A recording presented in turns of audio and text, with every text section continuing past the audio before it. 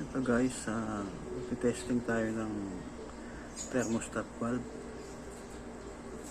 Ito ay nakasarado siya kasi malamig yung ano, nakasarado siya. Titignan natin kung paano siya bubukas. Ito, bali dalawa siya. Okay, dalawa siya.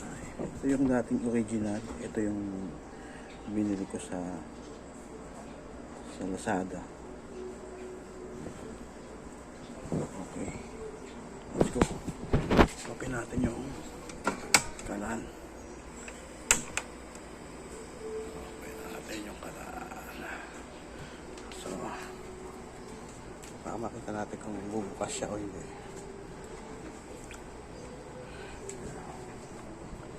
Yan na guys.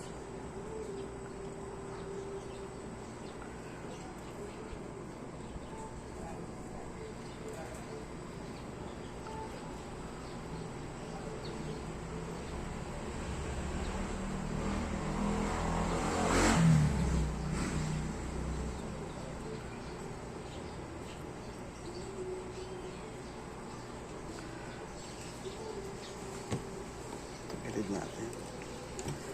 Makita natin yung galaw niya. Makikita nyo yung bandang pitan niya hindi pa masyado nakausli, pero pa unti-unti na yan hahaba. Yan. Ito, yan sa pitan niya. Ito sa pitan niya bigla siyang hahabang gano'n, lalaki siya. Makikita paano gumagana. Yan na siya guys, medyo bukas na yung isa. Itong isa hindi pa masyado.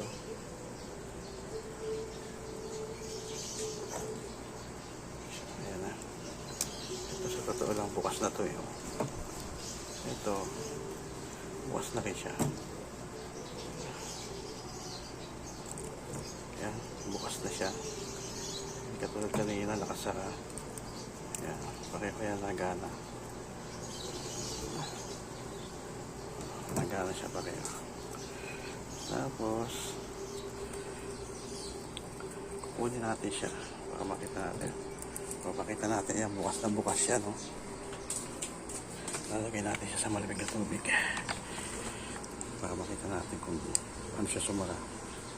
Yan, sumasara na siya ang tintin.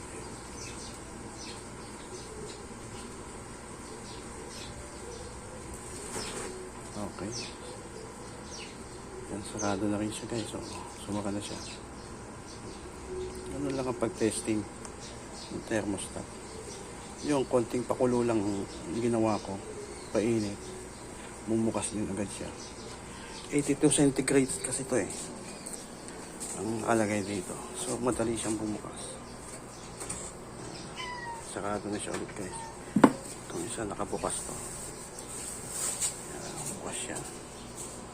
Sasarado natin. Nalagay lang natin sa may dapat tubig.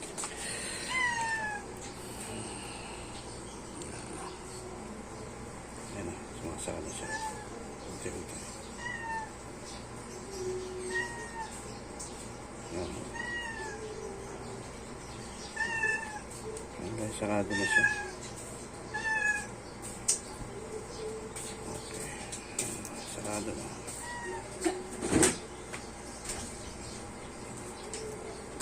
Totally nagsara na siya. Okay. It's working guys. Ganun lang po pag testing ng thermostat valve. Thank you.